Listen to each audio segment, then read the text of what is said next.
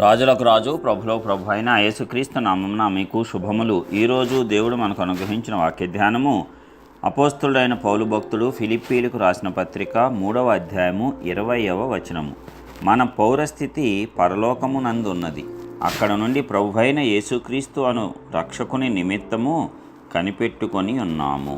ప్రియులారా, ఈ వాక్య ధ్యానమును మనం పరిశీలించినప్పుడు మనము భూలోక సంబంధమైన వాటి మీద మనస్సు ఉంచుకుంటే కంటే పరలోక సంబంధమైన వాటి మీద మనస్సు ఉంచుకోవాలంట, నిలపాలి అంట.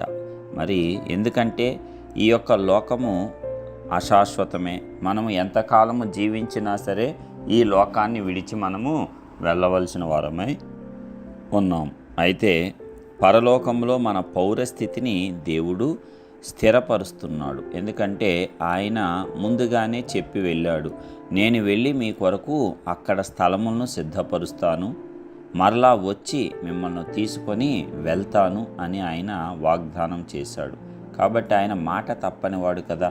అందుకే క్రీస్తును అంగీకరించి అనుసరిస్తున్నటువంటి మనమందరము కూడా మన యొక్క పౌరస్థితి పరలోకమందు ఉంది. కాబట్టి మన ప్రభు అయిన యేసుక్రీస్తు అను రక్షకుని నిమిత్తం మనం కనిపెట్టుకొంచున్నాం. ఎందుకంటే ఆయన ప్రమాణం చేశాడు, వచ్చి మనలను తీసుకొని వెళ్తానని. అయితే ఆయనతో పాటు ఉండాలంటే ఆయన స్వభావం కలిగి ఉండాలి కదా.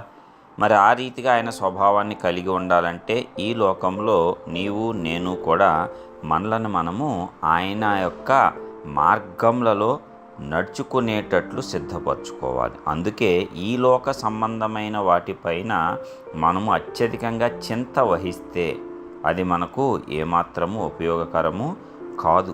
కాబట్టి ఇహలోక సంబంధమైనవి కాదు కానీ పరలోక సంబంధమైన వాటి మీద మనము మనస్సు నిలుపుకొని వాటి నిమిత్తము మనము కూడా ప్రయాసపడితే ఏ కష్టము ఏ శ్రమ వచ్చినా సరే అవి ప్రభువు పేరట ప్రార్థించుకొని వాటిని జయించగలిగితే క్రీస్తు యొక్క స్వరూపంలోనికి మనము మారతాము. మనం అంతా గుర్తుపెట్టుకోవాల్సింది ఒకటే, ఇక్కడ ఈ అశాశ్వతమైనటువంటి జీవితంలో మనం జీవించే 70, 80, 100 సంవత్సరాల కాలమే. తర్వాత అయినా ఈ లోకాన్ని విడిచిపెట్టాల్సిందే. కాబట్టి ఇక్కడ చింత కాదు. మరలా నీవు ఈ లోకాన్ని విడిచిపెట్టిన తర్వాత పరలోకంలో నీకు యుగయుగములు జీవించి పరిపాలించేటువంటి ఆధిక్యతను యేసు ప్రభువు వారు అనుగ్రహించాడు. కాబట్టి ఆ పౌరస్థితికి నీవు సిద్ధపడాలి. దానికి ఇక్కడ నీవు తర్ఫీదును అందాలి. ఈ భూలోకం ఏంటంటే మనం నేర్చుకోవటానికే. పరలోకానికి ఎలాగ సిద్ధపడాలి అనేది నేర్చుకోవటానికి ఈ భూలోకం. అందులో అనేకమైనవి మనకు దేవుడు అనుమతిస్తాడు. ఎందుకంటే మనం వాటన్నిటిలో విజయవంతమైన విశ్వాసవీరులుగా బయటకు రావాలని, అంతే తప్ప వాటిలో నాశనం అయిపోవాలని కాదు. ఈ ఒక్క విషయాన్ని కనుక మనం జ్ఞాపకం పెట్టుకున్నట్లయితే రోమీలకు రాసిన పత్రిక 8:28 ప్రకారము సమస్తము సమకూడి మేలుకే జరుగుతాయి తప్పిస్తే తాత్కాలికంగా అది నీకు నష్టంలా కనిపించవచ్చు, కానీ అది నష్టము కాదు. నువ్వేమైనా నష్టపోయావా? ఆ పరలోకంలో గొప్ప బహుమానాన్ని దేవుడు సిద్ధపరిచేశాడు.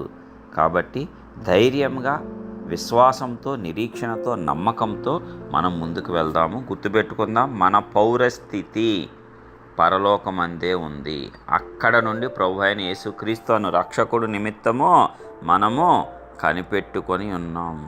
అంతే. కాబట్టి ఆయన యందే విశ్వాసం ఉంచి ముందుకు సాగిపోదాం. మనం అందరం పరలోక రాజ్యంలో ధైర్యంగా ప్రవేశిద్దాం. కృప మనకు తోడుగా ఉండునుగాక. ప్రార్థిద్దాం.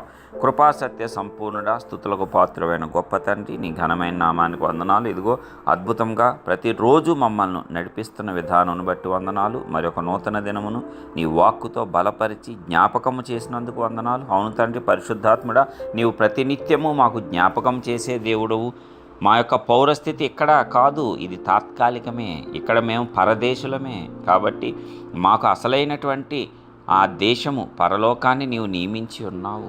మా పౌరస్థితిని అక్కడ ఉంచావు. కాబట్టి మరి నీ యొద్దనే ఆ యొక్క పౌరస్థితిని పెట్టి ఉన్నావు. కాబట్టి నీతో పాటు మేము యుగయుగములు జీవించేటువంటి సామర్థ్యము ఇక్కడ మేము పొందుకొని అక్కడికి వచ్చేటట్లు కృప చూపించి నీ నామాన్ని ఘనంగా ఈ లోకంలో పరలోక రాజ్యం యొక్క మహిమ భూలోకంలో మేము కనపరిచేటట్లు కృపనివ్వి ఆశీర్వదించవలసిందిగా యేసు నామమున ప్రార్థించి పొందుచున్నాం తండ్రి. ఆమేన్.